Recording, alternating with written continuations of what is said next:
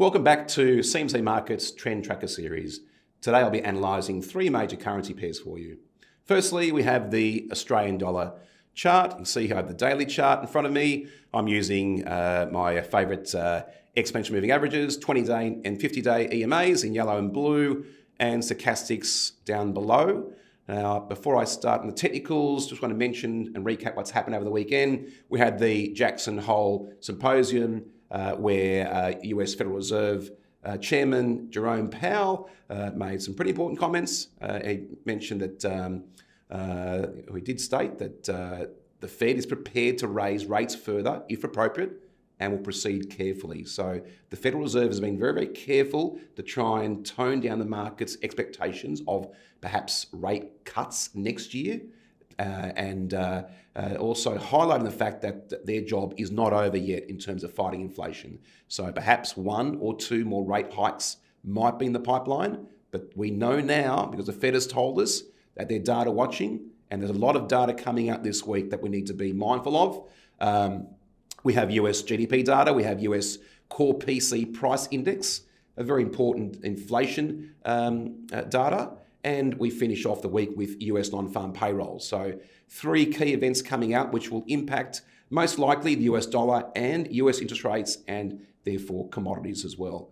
So the Aussie chart here, as you can see here quite clearly, we've been a very strong downtrend since that double top formation around middle of July, and the momentum has picked up a lot of steam. Now, last week, we did see a bit of consolidation in the downtrend. Consolidation of prices in a downtrend is very healthy. The market is now thinking, what next? And you can see here that we broke down below that horizontal light blue line, which was previous support at 65 cents, now is acting as very strong resistance. And even the 20-day EMA is providing resistance as well too on any kind of bounce. So going forward this week, ahead of the key US data events, the Aussie is most likely going to be attracting sellers on any bounce towards that 65 cent resistance level and 20-day EMA. So keep your eyes out on that. Stochastics down below did turn a little bit more positive last week. For now, and remainder of the week, we might just see a bit of consolidation in prices between 63.60 and 65 cents as we get the big numbers out of the States. And for those of you who are trading US data on Friday night, please log into our live streaming event with our chief market analyst, Michael Hewson, which he does during the non-farm payrolls data. Next, let's move on to the dollar-yen exchange rate. So dollar-yen currency pair, you can see here, very nice uptrend in place still, and prices closed on their highs last week. So above 146, the figure. You can see here daily, the EMAs. What I like about this chart here is that the strength of the uptrend continues and pullbacks have been met by strong buying interest.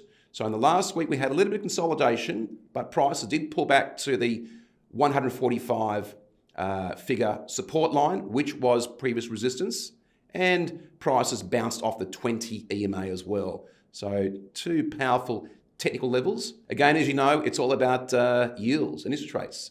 The US yields are pretty high, and Japanese, as you know, the cash rate is minus 0.1. So that is the key driving force behind this trend. And for those of you who'd like to get in from the long side, if you're playing dollar yen on the long side, then drop down to a shorter term time frame. Drop down to the hourly time frame, 30-minute, 15-minute, 5-minute chart for your entry levels. I think there'll be plenty of opportunities this week as we move through the large US data suite, as I mentioned before, US GDP, core PCI, price index, and the non-farm payrolls data. We've also got Japanese industrial production coming out, but they'll be key events to monitor for people trading this currency pair. And the final currency pair is the euro dollar. Quite an interesting and very highly traded currency pair, the most traded currency pair in the 24-hour period. Again, here you can see clearly euro topped out middle of July around 112.50.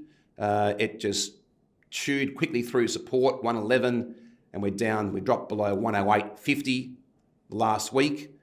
We can see that this is a play, the Eurozone versus the US economy. And there are a lot of concerns about the Eurozone economy going into recession. And will that recession be quite long lasting versus the US economy, where you've seen inflation fall dramatically from 9% down to 3% currently, and growth and employment is still very strong. Of course, we do get the non-farm payrolls data this Friday, but there is a clear difference or divergence of growth between these two large economies, and that is a key driver behind the euro-dollar exchange rate. Now, technically, we can see here last week the EMA has crossed over. So that was a sell signal there. You've had the MACD down below, which has formed that red ribbon for quite a long time, since the middle to end of July. So and that has supported that downtrend. And from here, it does look soft, the technical picture. So I would say this week, ahead of US non-farm payrolls, respect support now 106.70. Resistance will be 108.50 firstly, and then the 20 and 50 EMAs clustered around 109, 109.30 on your chart. So that concludes my analysis for today. Thank you for watching. If you like the content, please subscribe below, and I'll see you in the next video.